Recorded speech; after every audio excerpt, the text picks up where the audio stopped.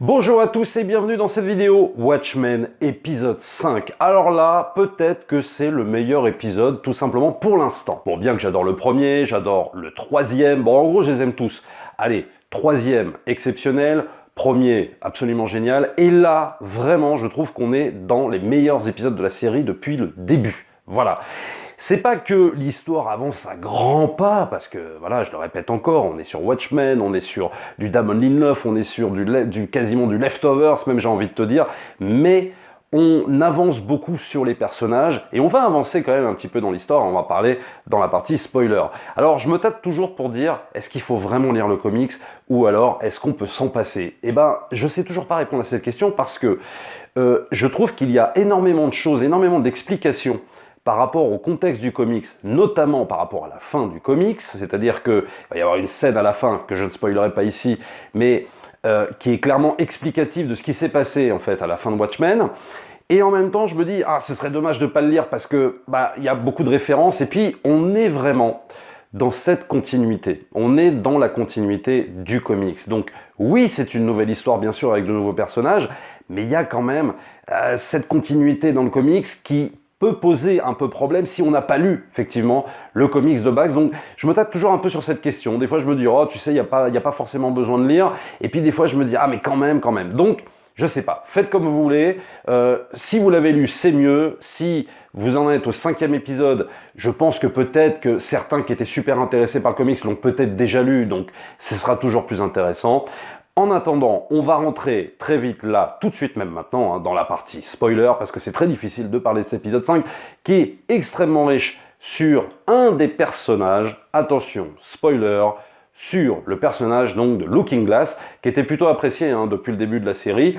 Et là, on va quasiment voir la majorité de l'épisode, hein, je sais pas, 90% de l'épisode, de son point de vue à lui, et ça commence par un flashback énorme et qui m'a mis une grosse claque, parce que là, pour le coup, oui, on est dans le comics. Là, très clairement, on est dans le comics. Voilà, on est en 85, on est à 10 minutes de l'apocalypse, c'est-à-dire l'heure à laquelle les USA et l'URSS doivent se foutre sur la gueule avec une guerre nucléaire. Et donc là, on va avoir le personnage de Wade Tillman, alias Looking Glass, mais ça on va le découvrir un petit peu après, qui débarque dans une fête foraine dans une petite ville en 85 et qui a été élevé dans une tradition, on va dire, je sais pas, témoin de Jéhovah ou peut-être évangéliste, et qui va se réfugier dans une attraction avec une nana qui l'entraîne pour tirer son coup. Et le truc, c'est que va arriver cette fameuse apocalypse, donc ce fameux calamar qu'on va découvrir un petit peu après, et puis on va voir donc cette attaque gigantesque du calamar géant, qu'on n'avait pas eu hein, dans le film de Snyder, c'est vrai, donc c'est pour ça qu'il vaut mieux lire le comics à la limite. Donc ça, pour le coup, pour ceux qui veulent vraiment se plonger dans Watchmen, lisez plutôt le comics, puisque le film a été transformé sur sa fin. Là, on a donc cette attaque, et donc ce Wade Tillman, alias Looking Glass, qui va être quelque part un peu protégé finalement de cette apocalypse, puisque tout le monde va mourir, tout New York va être anéanti, et puis tu as un espèce de travelling arrière qui part de la fête foraine et qui filme New York dans sa globalité, et on voit cette espèce de calamar géant posé entre trois buildings qui a fait des dégâts considérables, enfin qui a fait quasiment une apocalypse, quoi, disons-le clairement. Et donc de ce fait, le reste de l'épisode, ça va être en gros les séquelles de Looking Glass. Et qu'est-ce que ça a fait sur lui, cette attaque? Donc on se rend compte que si oui, il a été protégé des ondes psychiques par rapport à cette attaque du calamar, il n'a pas été protégé mentalement, entre guillemets, hein, puisqu'il est devenu totalement parano, il est devenu complètement cinglé. Alors c'est pour ça qu'il affiche ce masque en réflectaline qui est censé protéger des ondes psychiques, justement. Donc il est complètement dingue, donc ça on ne savait pas vraiment, si ce n'est que je me souviens plus, je crois que c'est le premier ou le deuxième épisode, où on voyait qu'il avait un abri un peu anti-atomique et tout ça, où il se protégeait justement, mais on voit bien qu'il est complètement parano, et on voit même qu'il est dans un groupe de soutien par rapport justement à ces victimes d'ondes psychiques, et ça c'est des scènes très très intéressantes. Donc on va voir toutes les conséquences de cette attaque qui se passe dans le comics, et on va le voir 30 ans plus tard, grâce aux yeux de Looking Glass à travers ce personnage-là. Donc toutes ces scènes sont extraordinaires. On va même nous expliquer que Steven Spielberg en 92 a fait un film qui a raflé plein d'Oscars. Non, ce n'est pas La liste de Schindler, mais un film qui s'appelle Pale Horse, où en fait Spielberg a choisi non pas de raconter la Shoah, mais raconter en fait l'apocalypse qui s'est passé ce fameux 2 novembre 1985 avec cette attaque organisée, fabriquée par Ozymandias. Je continue la parenthèse sur la liste de Schindler. Pourquoi je parle de ce film-là? Puisque Pale Horse, ça met en scène une gamine avec un manteau rouge qui déambule dans les rues, etc. Donc, on est bien dans le détournement en fait de la liste de Schindler. Donc on n'est pas vraiment dans la liste de Schindler, mais on est dans un autre liste de Schindler, version Uchronie, version Cataclysme, en 1985 à New York. Alors on va en apprendre un peu plus sur le sénateur Keane dans cet épisode à travers une scène hyper intéressante. Il y a vraiment dans cet épisode énormément de suspense, énormément de tension. C'est un épisode qui n'est pas dans le contemplatif.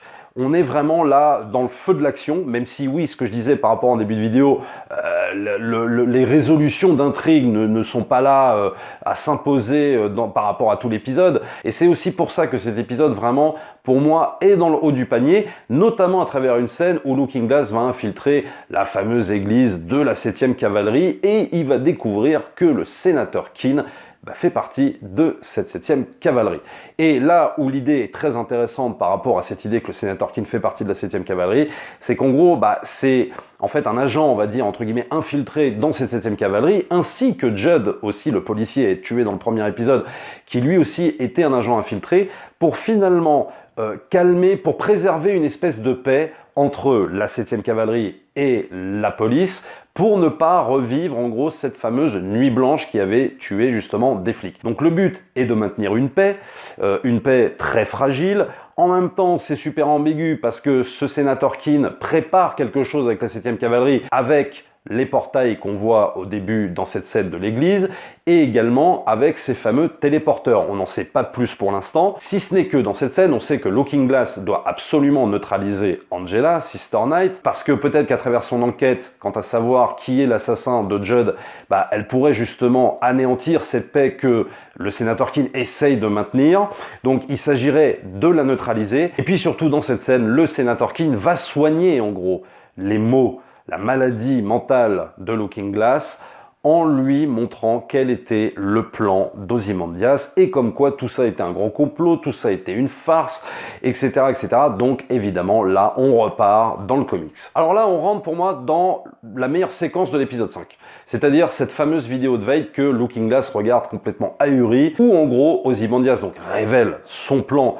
Donc là, on est vraiment dans la continuité du comics, on est dans le comics, donc Veidt s'adresse au futur Robert Redford, au futur président, au moment où il tourne sa vidéo, il ne l'est pas encore, mais il va le devenir, puisque Veidt ne l'a pas prédit, mais a fabriqué la future élection de Robert Redford. Tout ça a été voulu, tout ça a été pensé, et dans le but de fabriquer ce que lui appelle une utopie. Et le mot est très important, puisqu'on va voir que cette espèce de fausse utopie voulue par Ozymandias, elle s'est révélée totalement fausse, vu le monde totalement anxiogène dans lequel on vit. Donc là, Ozymandias a des idées de monde plus fort et bienveillant, qui prendra soin des plus faibles, qui réparera la dévastation de l'environnement, nous dit-il. Donc faisant de ce fait un président élu complice total d'une farce complète, d'un canular à échelle mondiale qui aura tué quand même des millions de gens à travers le globe. Donc révélation en gros du plan surdiabolique d'Ozymandias en complicité avec les chefs d'État. Et c'est là où c'est super important et c'est pour ça que je continue à dire que cette série n'est pas pro-démocrate ou je ne sais quoi, elle est totalement héritière de l'idéologie d'Alan Moore. Voilà, ça c'est très clair. Là on voit bien que la série se pose en termes presque anarchistes. Elle ne prend aucun parti et elle charge les deux camps. Elle charge des chefs d'État, quels qu'ils soient. On voit bien que là, on est vraiment aussi dans une charge des démocrates. On est aussi non pas que dans une charge des démocrates, mais une charge du pouvoir, quel qu'il soit.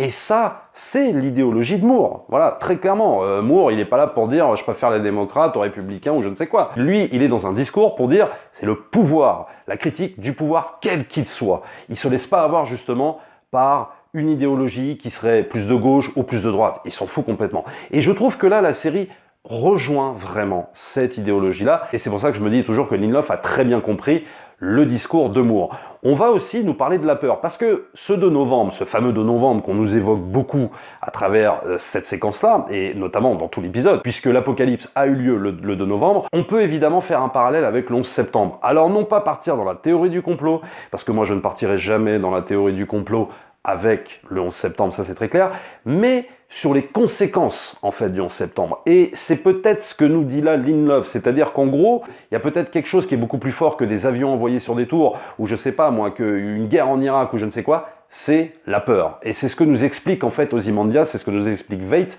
et quelque part, oui, c'est pas faux. C'est-à-dire que en entretenant la peur de la population, après, tu peux faire passer absolument tout ce que tu veux. Dans les années qui ont suivi le 11 septembre, on a bien vu que les chefs d'État entretenaient justement la peur, alors peut-être à juste titre, et ça, je ne dis pas le contraire, mais en tout cas, la peur a été entretenue, une peur qui a aussi servi les gouvernements de l'époque. Donc ça, c'est très important, et c'est ce que je pense que Lindelof veut nous raconter un petit peu par rapport à ça. On voit bien que ce 2 novembre résonne vraiment avec le 11 septembre, et que le 11 septembre, c'est un événement qui a changé la face du monde, qui a changé l'Amérique, et depuis ce jour-là, le monde et l'Amérique ne sont plus les mêmes. Vous me direz évidemment ce que vous en pensez dans les commentaires. Alors, il y a aussi cette fameuse dernière scène avec encore Ozymandias. Bon là, on a clairement la confirmation qu'il n'est pas sur Terre dans un très beau château, mais qu'il est clairement sur une lune, puisqu'il se fait lui-même là catapulté sur une des lunes proches de Jupiter. Et donc on a enfin cette révélation de pourquoi il catapultait je ne sais combien de clones. C'est en fait pour former un message qui dit « Save me ». C'est pour ça que je répète ce que j'avais dit en début de vidéo. C'est pas que l'intrigue avance énormément, mais enfin on a des réponses à certains actes de personnages qu'on ne comprenait pas, quoi. On disait mais pourquoi il fait ça? Alors oui, à part émettre des théories, mais des fois qui tenaient debout et d'autres pas vraiment. Là, on a enfin beaucoup de réponses sur des personnages, pourquoi ils faisaient ça, pourquoi ils sont comme ci, pourquoi ils sont comme ça, pourquoi Looking Glass a l'air complètement ouf. Donc on a beaucoup de révélations sur les personnages, avec un épisode super bien structuré, pour le coup qui part pas dans tous les sens, et qui est très bien structuré sur les personnages, sur Looking Glass, vraiment, et qui nous offre une réelle continuité, c'est vrai là pour le coup par rapport aux comics, même si j'hésite toujours à me dire, est-ce qu'il faut avoir vraiment lu le comics? Est-ce qu'on peut pas se détacher justement, avec cette nouvelle histoire qui nous invente là, du comics?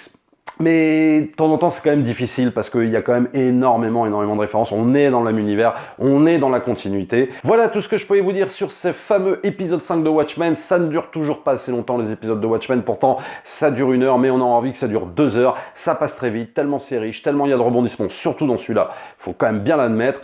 Rendez-vous évidemment la semaine prochaine pour l'épisode 6. N'hésitez pas à me dire dans les commentaires ce que vous avez pensé aussi de cet épisode. Abonnez-vous à la chaîne, likez, partagez comme d'habitude. N'hésitez pas aussi à vous rendre sur les 2 liens pour soutenir la chaîne, le lien Tipeee, le lien Utip.